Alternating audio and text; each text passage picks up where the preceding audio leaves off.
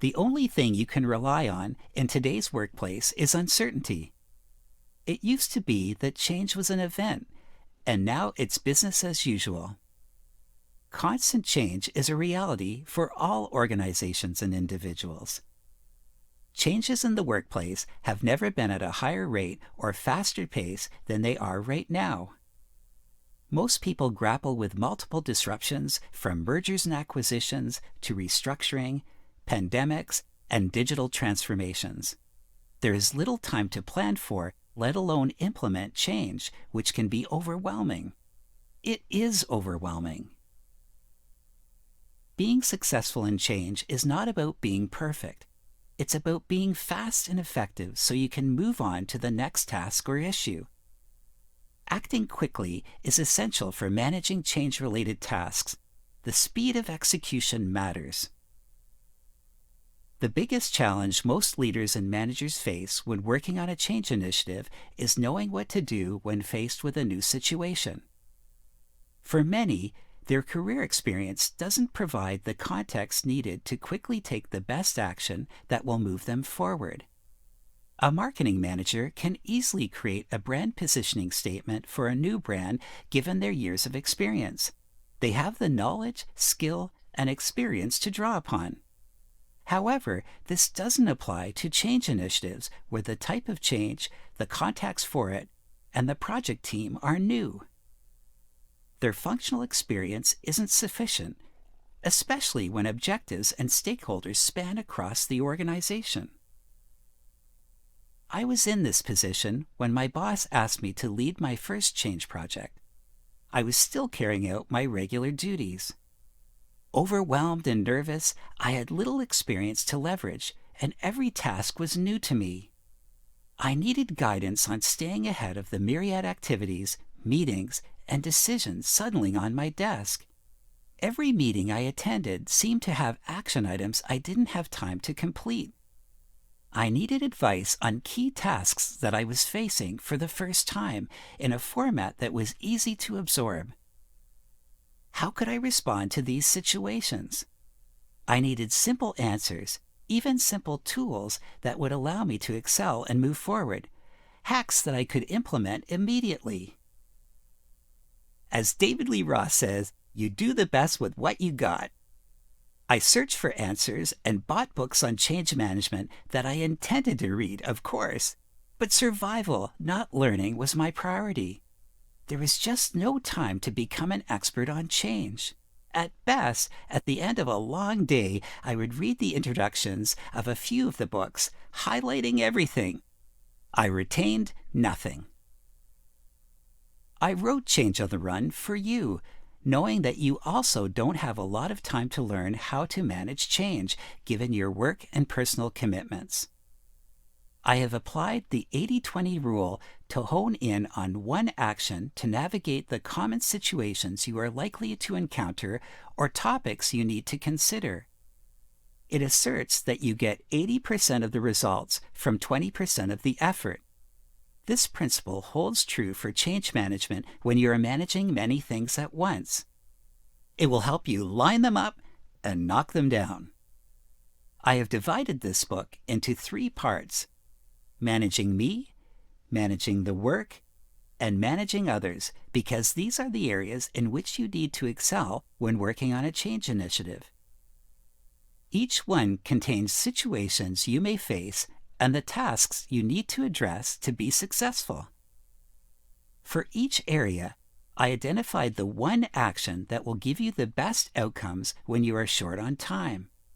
Under stress, people will often try many things simultaneously, hoping that it will increase the likelihood that one or more will stick. The more, the better. This approach gives you poor results and a reputation for not being your best. A better approach is to focus your energy and resources on the one action that will give you 80% of the results you want, with 20% of the time and effort. For each action, I will give you 3 steps for quick implementation. I also provide data and facts that give you the rationale for and tips on how to deliver that action. These include the big idea behind the action, quotes that support it, power stats, recommendations on what to say and what not to say, and pro tips to help you be your best during change. To help you successfully apply my advice to your change, I will give you some questions and tasks to reflect on and answer. I have also formatted these questions into simple charts that might help you put my advice into action. You can download them from changewithconfidence.com/resources by clicking the Downloadable Templates link. I have added what I call energy boost breaks and moments of reflection to pace your learning, keep you engaged, and hopefully make our time together enjoyable. We are all set to begin. Let's jump in. Stopping drama is an inevitable management task on change initiatives. Working to an aggressive plan and timeline can cause tension, anger, and animosity among team members, which can lead to drama, that is, interpersonal conflict among team members. If these emotions go unchecked, they will intensify and trigger combative behaviors such as verbal attacks, not sharing valuable information, and not honoring confirmed commitments, all of which derail teams and their performance. In 2017, the global software company Atlassian reported that 16% of people in high-performing teams experience anger at work, compared to a high of 30% in low-performing teams. Expect people to become angry. It's important to annihilate bad behaviors immediately because they quickly become new norms. As business management author Patrick Lencioni states, success comes only for those groups that overcome the all-too-human behavioral tendencies that corrupt teams and breed dysfunctional politics. I learned this lesson when I was leading change for a large technology initiative. One of my internal team members and an external consultant were not getting along. They had very opposite personalities and work styles. This is a reality when working in teams, so I ignored the signs that tempers were flaring, and negative behaviors emerged. I assumed that it was natural for disagreements to happen, and separately counseled the two parties to work out their differences. What I failed to realize was that these behaviors had permanently damaged the relationship and both felt threatened. They were incapable of resolving their differences. When I did intervene, it was too late. The consultant moved to another part of the project, and we lost her expertise and the time it took to onboard another resource.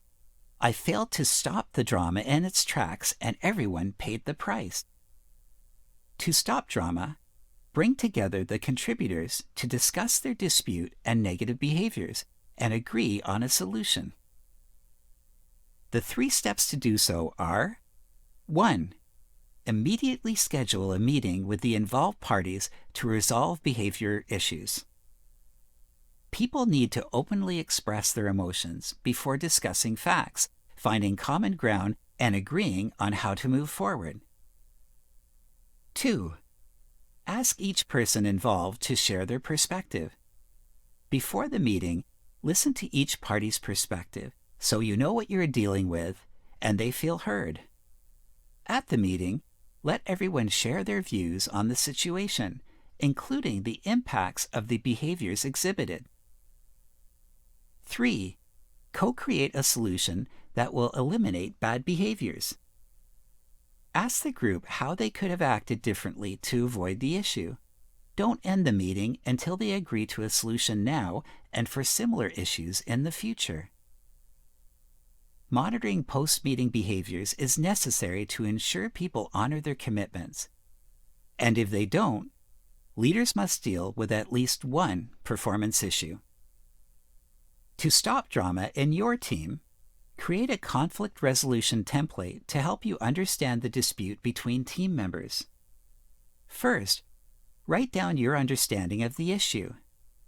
Next, list the parties involved, including those who have witnessed the drama. ask each person to share their perspective on the situation and what they believe would resolve it. Compare the answers to form a view of the facts and potential resolution. Meet with the people who are engaged in the drama. Begin by asking them to share their perspectives. Avoid the temptation to mandate a resolution. If you do, they won't feel ownership of the solution and may resist it. You may need to provide solution options you gained from your interviews. If the parties cannot resolve the situation, either you or the leader will need to make the call on the best solution. If they can't abide by the terms, then the dispute has turned into a performance issue. My pro tip is to follow up by emailing the list of agreements to all parties. It's a subtle reminder that you're monitoring progress.